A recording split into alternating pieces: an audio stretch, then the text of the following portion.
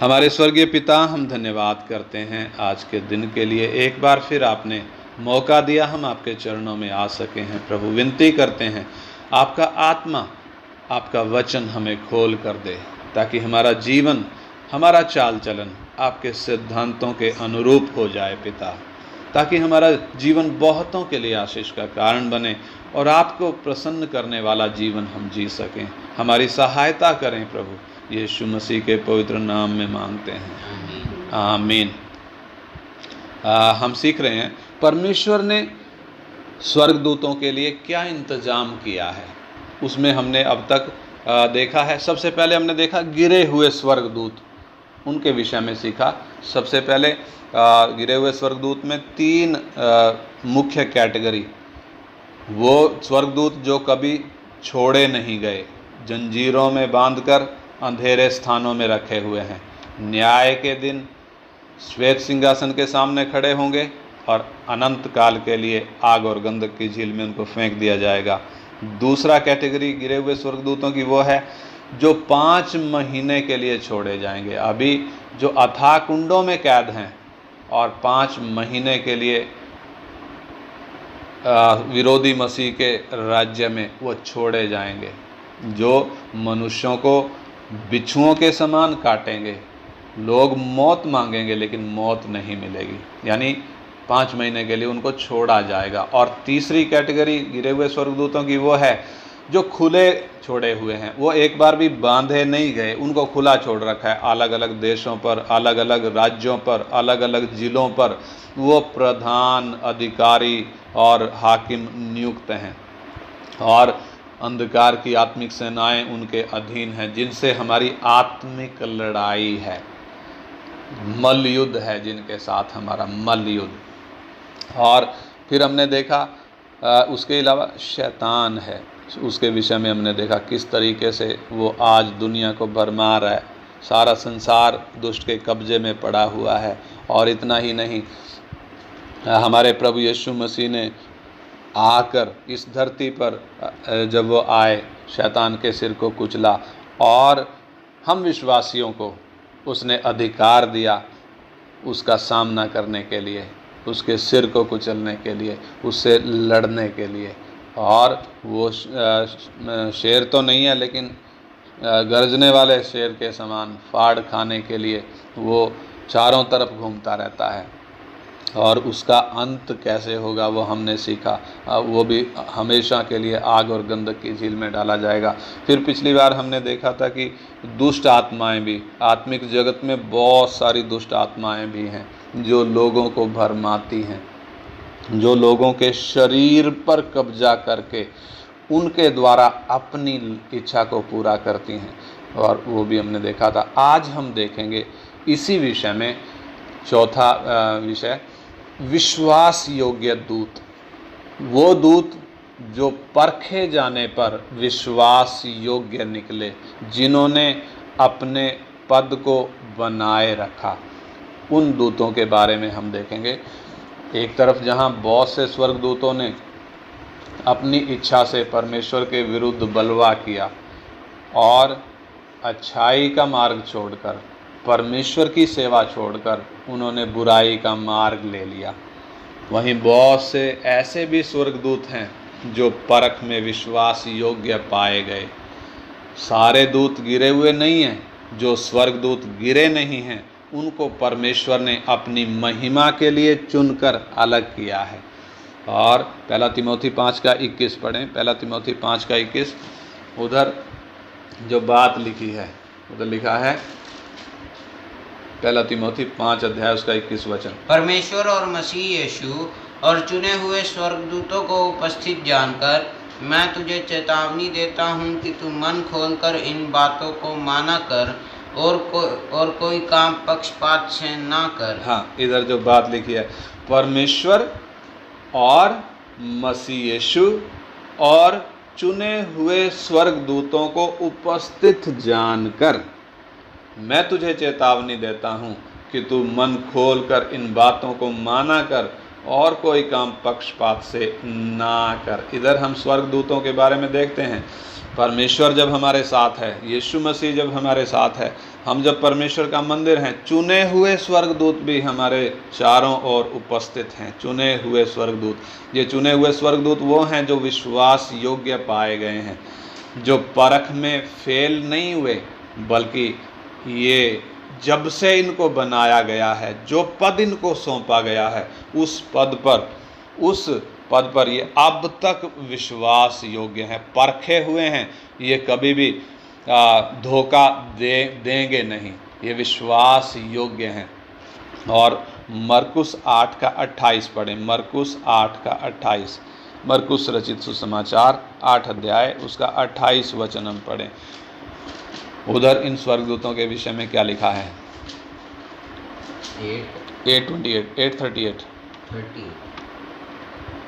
8:38 8 का 38। जो कोई इस व्यभिचारी और पापी जाति के बीच मुझसे और मेरी बातों से लज जाएगा, मनुष्य का पुत्र भी जब वह पवित्र दूतों के साथ अपने पिता की महिमा सहित आएगा, तब उसे भी लज जाएगा। हाँ, इधर जो बात लिखी है, जो कोई इस व्यभिचारी और पापी जाति के बीच मुझसे और मेरी बातों से लज जाएगा, मनुष्य का पुत्र भी जब वो पवित्र दूतों के साथ आएगा, अपने पिता की महिमा सहित आएगा, तब उससे लज जाएगा। तो यीशु मसीह पवित्र दूतों के साथ इस धरती पर आने वाला है। उससे पहले वो हमें, कलीसिया को, बादलों पर आकर ले जाएगा। फिर 7 साल के बाद फिर पवित्र दूतों के साथ महिमा सहित आएगा। महिमा सहित यानी पिता की महिमा सहित का मतलब है वो महिमा जिसमें वो किसी को अब तक दिखा नहीं है। वो महिमा, उस महिमा सहित आएगा इस धरती पर 1000 साल के लिए राज्य करने के लिए। पवित्र दूत उस वक़्त साथ होंगे। पवित्र दूत उस वक़्त, उस 1000 साल के राज्य में वो पवित्र दूत भी उधर होंगे। तो पवित्र दूतों के साथ हमारा प्रभु आने वाला है। ये पवित्र दूत क्यों प्रभु के साथ होंगे? ये परखे हुए दूत, ये विश्वास योग्य दूत हैं। ये कभी धोखा देने वाले स्वर्गदूत नहीं हैं। जिन स्वर्गदूतों ने परमेश्वर के विरुद्ध बलवा नहीं किया और ना बलवा देने वालों का साथ दिया, बल्कि जो काम उनके लिए नियुक्त किया गया था, जो काम उनको सौंपा गया था, उस काम में वो विश्वास योग्य साबित हुए हैं और अपने पद और स्थान को उन्होंने स्थिर रखा है। उन स्वर्गदूतों को पवित्र दूत कहा गया है। वे आज भी वफादारी से उसी पवित्रताई के लिए खड़े हुए हैं। पवित्र क्यों कहा गया? क्योंकि जो काम सौंपा गया, जो पद सौंपा गया, जो स्थान सौंपा गया, उसमें उन्होंने वफादारी दिखाई, विश्वास योग्य उस काम में रहे, इसलिए उनको पवित्र दूत कहा जाता है। इससे हमें परमेश्वर का क्या सिद्धांत समझ में आता है कि परमेश्वर पवित्र है। जैसे परमेश्वर पवित्र है, वैसे ही उन्हें भी पवित्र होना जरूरी है जिनको परमेश्वर ने चुना है। तभी हम भी क्या हो सकते हैं? पवित्र हो सकते हैं। जैसे स्वर्गदूत पवित्र पाए गए। कैसे पवित्र पाए गए? उनके सामने 2 मार्ग थे। 1/3 जब गिर गए, 2/3 नहीं गिरे। उन्होंने बलवा नहीं किया। जो काम उनको सौंपा गया था, उस काम में वो वफादार साबित हुए। जबकि उनके सामने गिरने का मौका था, उन्होंने विश्वास योग्यता साबित करी। हमें भी परमेश्वर ने जगत में से चुनकर अलग किया है ताकि हम भी पवित्र बने। पहला पत्रस 1 अध्याय उसका 15-16 वचन। पहला पत्रस 1 अध्याय उसका 15 और 16 वचन। पर जैसा तुम्हारा बुलाने वाला पवित्र है, वैसे ही तुम भी अपने सारे चाल चलन में पवित्र बनो, क्योंकि लिखा है, पवित्र बनो क्योंकि मैं पवित्र हूँ। हाँ, इधर परमेश्वर हमारे विषय में कहता है, पर जैसा तुम्हारा बुलाने वाला पवित्र है, वैसे ही तुम भी अपने सारे चाल चलन में पवित्र बनो, क्योंकि लिखा है कि पवित्र बनो क्योंकि मैं पवित्र हूँ। यानी हमारा परमेश्वर, हमारा बुलाने वाला परमेश्वर, जिसने हमें जगत में से चुना है, वो पवित्र है। वो परमेश्वर जब पवित्र है तो अवश्य है कि हम जो उसके चुने हुए हैं हम भी पवित्र बने। पवित्र कैसे बनेंगे? जो काम हमें सौंपा गया है, जिस जगह में हमें रखा गया है और जिस हालत में हमें रखा गया है। हम बीमार होंगे, समस्याओं में होंगे, हो सकता है पैसे ना हो सकता है तंगी की हालत हो, जिस भी हालत में हमें रखा गया है उस हालत में हम विश्वास योग्यता को साबित करें, अपनी विश्वास योग्यता को साबित करें। जब हम अपनी विश्वास योग्यता को साबित करेंगे तो ही हम पवित्र हो सकते हैं। इसलिए परमेश्वर ने हमें जहाँ भी रखा हुआ है हम उधर उस हालत में, जिस भी हालत में हम हैं, जिस भी परिस्थिति में हम हैं, हम विश्वास योग्य बने, हम पवित्र बने, हम परमेश्वर को महिमा दें। कुड़कुड़ाने से के द्वारा नहीं, बुड़बुड़ाने के द्वारा नहीं, शैतान की चालों में फंस कर नहीं, बल्कि हम क्या करें? हर एक काम हम विश्वास के साथ करें, हर एक काम बिना कुड़कुड़ाए परमेश्वर पर भरोसा करते हुए हम हर एक काम करें। जब हमारे सामने दो मार्ग, हमेशा हमारे सामने दो मार्ग होते हैं, चाहे तो हम कुड़कुड़ाने वाला मार्ग पकड़ सकते हैं, चाहे तो हम धन्यवाद का मार्ग पकड़ सकते हैं, चाहे तो हम बुराई का मार्ग पकड़ सकते हैं, चाहे तो हम भलाई का। तो हमारे सामने हमेशा ये दो विकल्प रहते हैं। जो व्यक्ति बुराई का मार्ग नहीं पकड़ता बल्कि जो उसको दिया गया है उसमें वो विश्वास योग्य रहता है, वही पवित्र होता है। जब हम अपने बुलाने वाले के समान पवित्र बनेंगे तभी हम परमेश्वर की संतान होंगे, नहीं तो परमेश्वर का न्याय इंतजार कर रहा है। बाइबल पढ़ने से, प्रार्थना करने से, दान देने से, लगातार चर्चों में जाने से, आजकल तो वो जो है नहीं, बपतिस्मा लेने से, अन्य भाषा बोलने से भी कोई लाभ नहीं होगा यदि हम पवित्र नहीं बने। जो हमें सौंपा गया है उसमें हम वफादार नहीं रहे, थोड़े में यदि हम वफादार नहीं रहे तो फिर ये सब करने से हमें कोई फ़ायदा नहीं होगा। गिरे हुए दूतों के अलावा इस्राएल का भी उदाहरण हम देख सकते हैं, जिन्होंने मिस्र देश की गुलामी से छुटकारा पाया, लाल समुद्र पार किया, परमेश्वर के बड़े बड़े काम मिस्र में उन्होंने देखे। 10 भारी विपत्तियां किस तरीके से मिस्र के लोगों पर परमेश्वर ने डाली और इस्राएलियों ने उनको देखा है। लाल समुद्र पार करने के बाद जब वो मरुभूमि में आए, उधर परमेश्वर ने उनको मन्ना खिलाया। हालेलुया। उन्होंने स्वर्ग की रोटी खाई, चट्टान से उन्होंने पानी पिया, और हम देखते हैं परमेश्वर उनके साथ दिन में बादल का खंबा और रात में आग का खंबा होकर उनके साथ रहा, उनकी अगुवाई करी, उनकी रक्षा करी। फिर भी ये लोग बुड़बुड़ाते रहे, कुड़कुड़ाते रहे, परमेश्वर के विरोध में बलवा करते रहे। इनके अविश्वासी मन के कारण ये परमेश्वर की पवित्रताई में बने नहीं रहे। इसलिए कितने हम देखते हैं, लाखों की तादाद में मरुभूमि में नाश हो गए, मरुभूमि में नाश हो गए। तो इसलिए हमें क्या सिद्धांत इधर समझ में आता है? हम पवित्र बने जैसा हमारा बुलाने वाला पवित्र है। तो दूसरा हम देखते हैं स्वर्गदूतों की जो संख्या है अनगिनत है, अनगिनत दूत हैं। पढ़ेंगे इब्रानियों की पत्री 12 अध्याय 22 और 23 वचन। इब्रानियों की पत्री 12 अध्याय उसका 22 और 23 वचन। 12 अध्याय का 22-23। पर तुम सिय्योन के पहाड़ के पास और जीवते परमेश्वर के नगर स्वर्गीय यरूशलेम के पास और लाखों स्वर्गदूतों और उन पहलोठों की साधारण सभा और कलीसिया जिनके नाम स्वर्ग में लिखे हैं और सबके न्याय परमेश्वर के पास और सिद्ध किए हुए धर्मियों की आत्माओं और नई वाचा के मध्यस्थ यीशु और छिड़काव के उस लहू के पास आए हो जो हाबिल के लहू से उत्तम बातें कहता है। हम किसके पास आए हैं? हम सिय्योन पहाड़ के पास नहीं आए, बल्कि किसके पास आए हैं?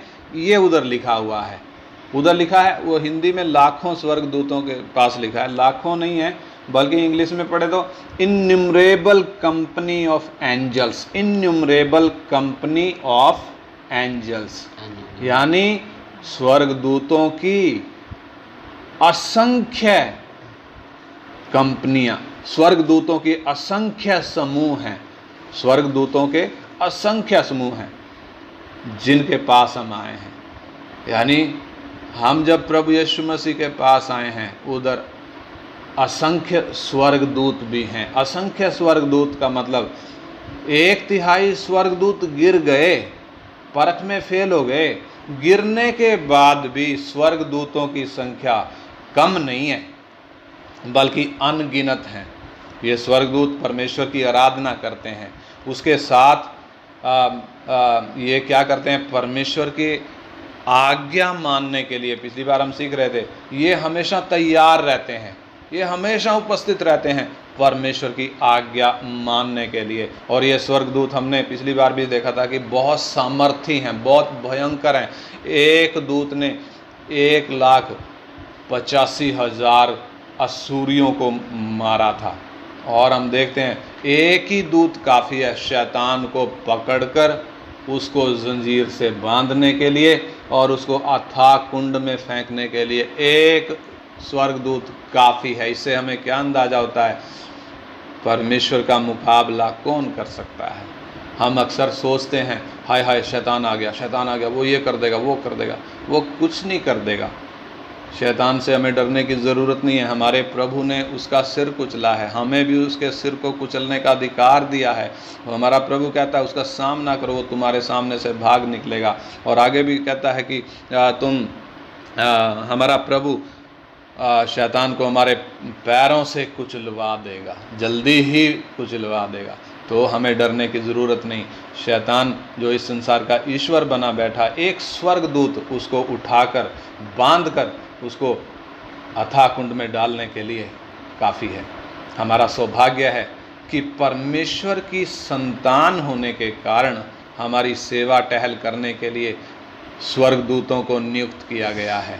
हमने पढ़ा था इब्रानियों की पत्री में पढ़ा था 1:14 में कि क्या ये सेवा टहल करने वाली आत्माएं नहीं हैं जो उद्धार पाने वालों की सेवा करने के लिए भेजी जाती हैं। यानी ये परखे हुए दूत हैं जो उद्धार पाने वालों के लिए उनकी सेवा के लिए वो हाजिर रहते हैं। किधर हाजिर रहते हैं? हमारे साथ हाजिर रहते हैं। वो दिखते नहीं हैं, अदृश्य हैं, लेकिन जब परमेश्वर हमारी आत्मिक आँखों को खोलता है तब वो हमें नज़र आते हैं। अगर एक दूत हमें नज़र आ जाए, अगर हमें नज़र आ जाए तो हम फिर शैतान से नहीं डरेंगे, समस्याओं से नहीं डरेंगे। हालेलुया। हम उस दूत को देखकर ही डर जाएंगे। इतने भयंकर, इतने शक्तिशाली दूत हमारे साथ रहते हैं। और कितने लोग जो मिशनरी हैं, उन्होंने जब जंगलों में और ऐसे ऐसे देशों में जब सेवा करी है जहाँ पर उनकी सहायता करने के लिए कोई भी नहीं था, तब स्वर्गदूतों ने उनको संभाला करके, मिशनरियों ने उनकी गवाही जब हम सुनते हैं तो उधर हमें मालूम पड़ता है किस तरीके से स्वर्गदूतों ने उनको संभाला, स्वर्ग की सेना ने उनको संभाला। एलिया नबी के बारे में हम पढ़ते हैं, एक तरफ जहाँ कौवे ने उसको रोटी खिलाई, कौवे लाकर रोटी खिलाते थे, वहीं स्वर्गदूत ने उसको रोटी पकाकर खिलाई। किसने पकाकर खिलाई? स्वर्गदूत ने एलिया को रोटी पकाकर खिलाई। इससे हमें क्या समझ में आता है? स्वर्गदूत सेवा टहल करने के लिए हैं। किन की सेवा टहल? जो उद्धार पाए हुए लोग हैं। सोच कर देखें, हमारे साथ रहने वाले सामर्थी दूत। Hallelujah, hallelujah. हमें डरने की ज़रूरत नहीं। बेशक हमारा दुश्मन फाड़ खाने के लिए चारों ओर घूमता रहता है, हम उससे डरें ना, क्योंकि हमारे साथ सामर्थी दूत हैं। एक दूत काफ़ी है वो फाड़ खाने वाले को उठाकर अथाह कुंड में फेंकने के लिए, इसलिए उससे डरने की ज़रूरत नहीं। हाँ, हम क्या करें? हम सिद्धांतों से दाएं बाएं ना हटें, क्योंकि वो तभी हाथ डालता है जब हम परमेश्वर के सिद्धांतों में बने नहीं रहते हैं। इधर हमने सीखा कि पवित्रताई में हमें बढ़ना है। अगर हम पवित्रताई में बढ़ने की बजाय संसार की बातों में मन लगाएंगे, तो फिर ये शैतान आएगा। इसलिए हमें कब तक डरने की ज़रूरत नहीं है, जब तक हम वचन में बने हुए हैं, जब तक हम प्रभु में बने हुए हैं, जब तक हमारा भरोसा परमेश्वर पर है, जब तक उसके वचन के सिद्धांत पर हम चलते हैं, हमें डरने की ज़रूरत नहीं है। हमारे प्रभु ने शैतान का सिर कुचला है, हमें भी वो ट्रेनिंग दे रहा है, हमें भी ट्रेनिंग दे रहा है क्या करने के लिए, शैतान के सिर को हमारे पैरों के द्वारा कुचलवाने के लिए प्रभु हमें ट्रेनिंग दे रहा है। इससे हमें समझ में आता है कि स्वर्ग की दृष्टि में हमारी कीमत कितनी बड़ी है, स्वर्ग की दृष्टि में हम कितने बहुमूल्य हैं। स्वर्गदूत परमेश्वर का संदेश उसके लोगों तक पहुंचाते हैं। स्वर्गदूतों के बारे में हम देखते हैं, वो संदेश वाहक का काम करते हैं। परमेश्वर के संदेश को, परमेश्वर के मैसेज को लेकर वो परमेश्वर के लोगों तक पहुंचते हैं। जब हम देखते हैं प्रभु यीशु मसीह का जन्म जब होना था, एक स्वर्गदूत किधर भेजा गया, मरियम के पास भेजा गया, और उसने आकर मरियम को क्या बोला कि तू परमेश्वर की ओर से, पवित्र आत्मा की ओर से गर्भवती होगी। और कुंवारी मरियम थी, कुंवारी मरियम के पास जब भेजा गया, उसने आकर कहा आनंद और जय तेरी हो, जिस पर परमेश्वर का अनुग्रह हुआ है, प्रभु तेरे साथ है। वह उस वचन से बहुत घबरा गई थी और सोचने लगी थी कि ये किस प्रकार का अभिवादन है। लेकिन स्वर्गदूत ने उससे कहा, हे मरियम तू मत डर, क्योंकि परमेश्वर का अनुग्रह तुझ पर हुआ है। लूका 1 अध्याय में वो बात हम पढ़ सकते हैं। और यूसुफ ने जब यूसुफ को मालूम पड़ा, भाई जिससे मेरी सगाई हुई है, जिससे मेरी मंगनी हुई है, वो मरियम, वो तो गर्भवती है, शादी से पहले ही गर्भवती है। जब उसको ये बात मालूम पड़ी, तब हुआ क्या,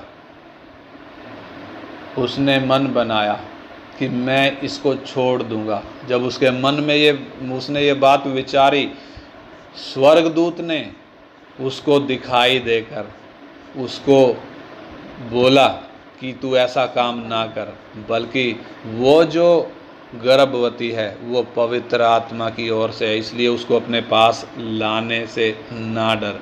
तो तब हम देखते हैं वो मरियम को अपने पास ले आया, और जब तक वो बच्चा पैदा नहीं हुआ तब तक वो मरियम के पास नहीं गया। इससे हम क्या इधर सीखते हैं, स्वर्गदूत, परमेश्वर के दूत क्या काम करते हैं, परमेश्वर का संदेश लोगों तक, अपने लोगों तक परमेश्वर इन दूतों के द्वारा पहुंचाता है। और ये स्वर्गदूत शक्तिशाली योद्धा भी हैं, शक्तिशाली योद्धा हैं। हमने पिछली बार प्रकाशित वाक्य में पढ़ा था, 12 अध्याय का 7 से 9 पढ़ें। प्रकाशित वाक्य 12 अध्याय 7 वचन से 9 वचन तक, 12 अध्याय का 7 से 9 वचन। फिर स्वर्ग में लड़ाई हुई, मिकाईल और उसके स्वर्गदूत अजगर से लड़ने को निकले, और अजगर और उसके दूत उससे लड़े, परंतु प्रबल न हुए, और स्वर्ग में उनके लिए फिर जगह न रही। तब वह बड़ा अजगर अर्थात वही पुराना सांप जो इब्लिस और शैतान कहलाता है, सारे संसार का भरमाने वाला है, पृथ्वी पर गिरा दिया गया, और उसके दूत उसके साथ गिरा दिए गए। हाँ, इधर हम देखते हैं स्वर्गदूत मिकाईल और उसके स्वर्गदूत, उसके साथ के स्वर्गदूत शैतान से लड़ेंगे, शैतान और उसके दूतों से लड़ेंगे। और कौन प्रबल होगा, स्वर्गदूत प्रबल होंगे, शैतान प्रबल नहीं होने पाएगा, और उसको गिरा दिया जाएगा। और जितने ये आसमानों में बैठे हुए हैं, पहले दूसरे स्वर्ग में जितने प्रधान बैठे हुए हैं, कोई फारस का प्रधान हमने देखा, कोई यूनान का प्रधान, कोई भारत का प्रधान, कोई चाइना का प्रधान, कोई रूस का प्रधान, ऐसे जब इतने प्रधान बैठे हुए हैं, सबको गिरा दिया जाएगा। यानी ये स्वर्गदूत क्या भी हैं, शक्तिशाली योद्धा हैं, लड़ाई करने वाले हैं, बहुत ताकतवर हैं। एक योद्धा ने अशूरियों के 1,85,000 फौजियों को मारा था, ताकतवर फौजियों को मारा था। इससे हमें क्या पता चलता है, स्वर्गदूत लड़ाई करने में माहिर हैं, लड़ने में माहिर हैं, शक्तिशाली हैं। और इब्रानी 2 का 16 वचन हम पढ़ें। इब्रानी 2 अध्याय उसका 16 वचन, इब्रानी 2 का 16।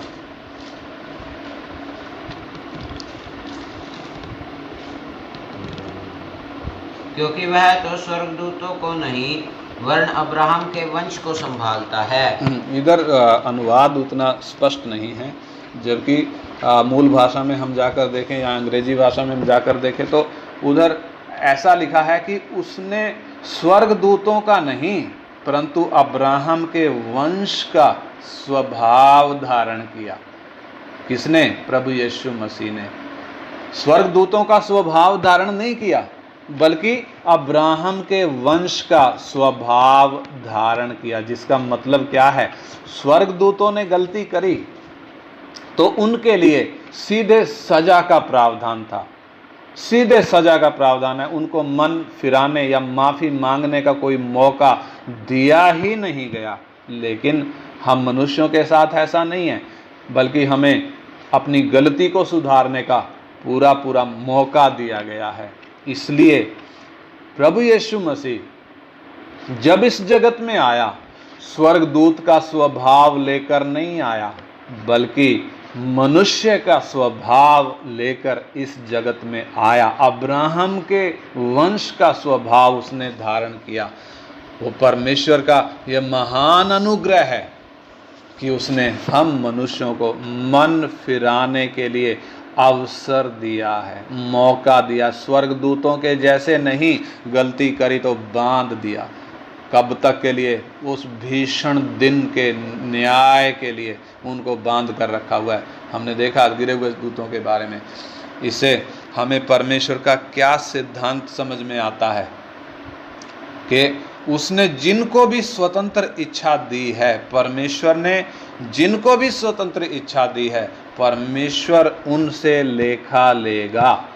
स्वर्गदूतों को परमेश्वर ने स्वतंत्र इच्छा दी, इसलिए परख उनके जीवन में आई और परख में 1/3 गिर गए।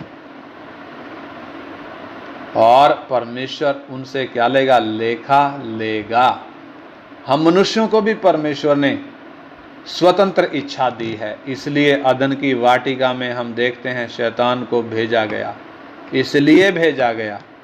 और फिर हम देखते हैं अयूब के पास भी शैतान परमिशन लेकर, स्वर्ग से परमिशन लेकर आ रहा है। क्या करने के लिए? परीक्षा करने के लिए। और हम देखते हैं प्रभु यीशु मसीह ने भी कहा कि हे शिमोन, शैतान ने तुमको मुझसे मांग लिया है कि गेहूं के समान फटके। हमारे पास भी, हमें भी बोला गया है कि वो क्या करता है?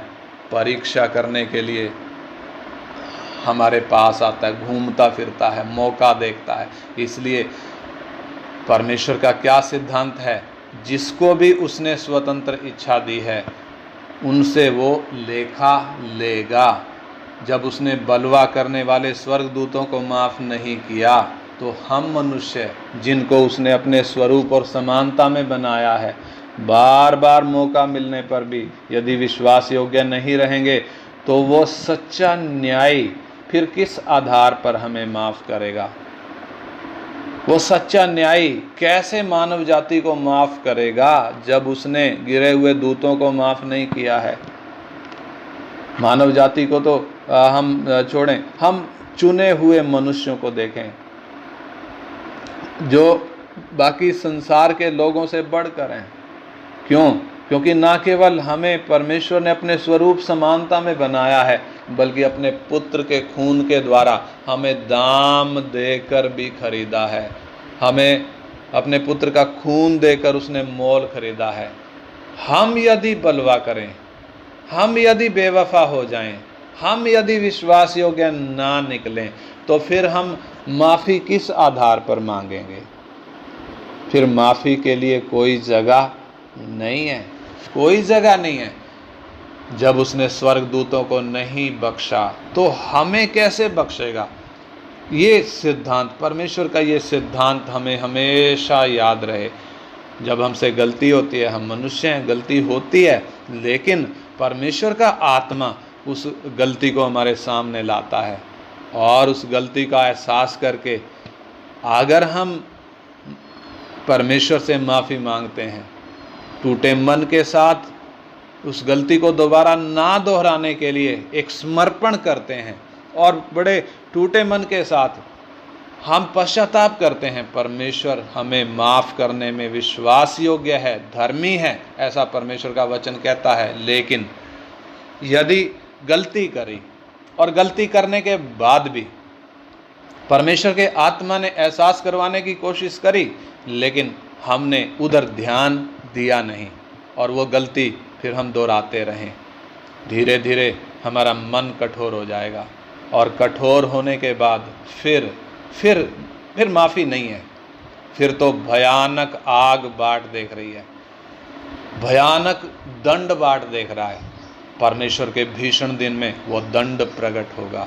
इसलिए हम डरते और कांपते रहें। परमेश्वर का वचन कहता है हम डरते और कांपते हुए अपने अपने उद्धार के काम को पूरा करें। माफ करना। आज हमने क्या सीखा? गिरे हुए दूत जब 1/3 फेल हो गए, बलवा किया, न्याय के दंड का इंतजार कर रहे हैं, वहीं 2/3 दूत जो अभी भी अनगिनत हैं, आज भी पवित्रताई के साथ खड़े हैं, आज भी विश्वास योग्यता के साथ खड़े हैं। ये बलवा नहीं करेंगे, ये परखे हुए हैं, ये धोखा नहीं देंगे, ये विश्वास योग्य हैं। स्वर्ग को उन पर विश्वास है। ऐसे ही मुझे और आपको भी जब परमेश्वर ने संसार में से चुना है, मैंने और आपने भी पवित्र होना है, विश्वास योग्य होना है। हम परमेश्वर पर विश्वास करते हैं, उतने से काफ़ी नहीं है। स्वर्ग को हम पर विश्वास होना है। जैसे स्वर्ग को स्वर्गदूतों पर विश्वास है, क्योंकि वो स्वर्गदूत विश्वास योग्य हैं, परखे हुए हैं। ऐसे ही हम मनुष्यों का, जो परमेश्वर ने जिनको चुना है, हमारे विषय में लिखा है, हमारे जीवन में नाना प्रकार की परीक्षाएं आती हैं, परख आती है, और वो इसलिए है कि हमारा परखा हुआ विश्वास नाशमान ताए हुए, आग से ताए हुए सोने से भी कहीं अधिक बहुमूल्य है।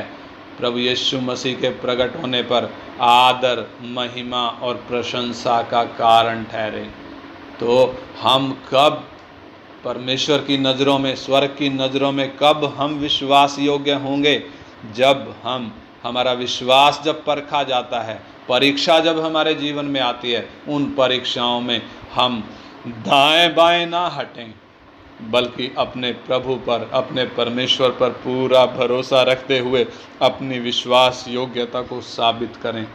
जब हम परमेश्वर की नज़रों में विश्वास योग्य हैं, तो ही हमारा विश्वास करना, हमारा संगति अटेंड करना, हमारा बाइबल पढ़ना, वचन सीखना, बपतिस्मा लेना तभी कामयाब होगा।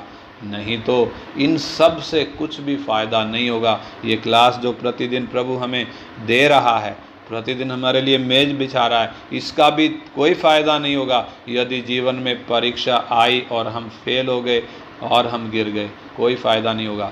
इसका तभी फ़ायदा है जब हम परमेश्वर का वचन हमें दिया गया, इस वचन को हमने ले लिया, अपने लिए ले लिया, स्वीकार कर लिया। जैसे परमेश्वर का वचन कहता है आत्मिक हथियारों के विषय में कि आत्मा की तलवार जो परमेश्वर का वचन है ले लो। यानी जब वचन को हम अपने लिए स्वीकार कर लेते हैं, हाँ ये वचन मेरे लिए है, तभी वो वचन जीवन में काम करता है। नहीं तो हमने सुना और भूल गए, हालत वो हो जाएगी। इसलिए आइए हम प्रार्थना करें उस गंभीर मन के साथ, उस समर्पण के साथ। परमेश्वर जब प्रतिदिन मुझे अपना वचन सिखा रहा है, अलग अलग विषय हम सीख रहे हैं, अलग अलग सिद्धांत हम सीख रहे हैं। इधर हमने परमेश्वर के क्या सिद्धांत सीखे? परमेश्वर पवित्र है, हमें भी पवित्र बनना है, इसलिए हमारे जीवन में परख आएंगी। और इसके अलावा जिनको परमेश्वर ने स्वतंत्र इच्छा दी है, उनसे वो लेखा लेगा, उनके जीवन में परख आएंगी। हमारे विश्वास करने से काफ़ी नहीं है, परमेश्वर को हम पर भरोसा आना है कि ये धोखा नहीं देंगे, ये बलवा नहीं करेंगे। हमें एक एक के ऊपर परमेश्वर को वो भरोसा आना है, स्वर्ग को वो भरोसा आना है, तभी हमारा चुनाव सफल होगा। आइए हम प्रार्थना करें, परमेश्वर का आत्मा हमारी सहायता करे। हम अपनी ताकत से खड़े नहीं हो सकते, हम अपनी योग्यता के बल पर चल नहीं सकते। आइए हम प्रार्थना करें, परमेश्वर का आत्मा प्रतिदिन हमारी सहायता करे। वचन जो हमें दिया जाता है हम इसको थाम लें, विनती करें परमेश्वर हमें चलाए। परमेश्वर की आवाज़ के प्रति हम सेंसिटिव हो जाएं, उसके वचन के प्रति हम आज्ञाकारी हो जाएं, क्योंकि आज्ञा ना मानने वालों में आज भी शैतान काम करता है, आज्ञा ना मानने वालों में। इसलिए जो वचन हमें दिया गया है हम उसमें वफादार बने। हमारा जीवन ना केवल परमेश्वर के ग्रहण योग्य बने, बल्कि दूसरे मनुष्यों के लिए भी हम आशीष का कारण बने। जो अब तक परमेश्वर को जानते नहीं हैं वो भी हमारे जीवनों में परमेश्वर को देखें। हमारे साथ के हमारे भाई बहन, उनके सामने भी हम एक ऐसा नमूना दें जो उनके लिए आशीष का कारण हो। आइए विनती करें। हमारे स्वर्गीय पिता, हम धन्यवाद करते हैं आपके पवित्र वचनों के लिए। प्रभु, आपने आज फिर अपना वचन हमें सिखाया। जो वचन सीखा है प्रभु, हम एक एक के हृदयों पर लिखा जाए। प्रभु, यह सिद्धांत हमारे जीवन का आधार बन जाएं। इन सिद्धांतों के अनुसार हमारा जीवन बने। आप सहायता करें। अपने जीवनों को आपके हाथ में सौंपते हैं पिता। प्रार्थना हमारे उद्धारकर्ता और प्रभु यीशु मसीह के पवित्र नाम में मांगते हैं। आमीन। आमीन।